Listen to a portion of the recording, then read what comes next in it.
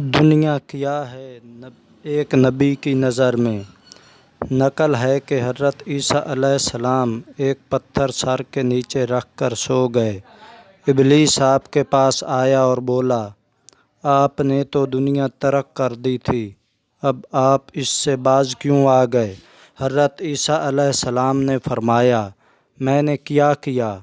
اس نے کہا کہ آپ پتھر سر کے نیچے رکھ کر آرام جو کر رہے ہو۔ یہ سنتے ہی حضرت عیسیٰ علیہ السلام نے اس پتھر کو پھینک دیا اور فرمایا، لے، مجھے اتنی دنیا داری سے بھی سروکار نہیں۔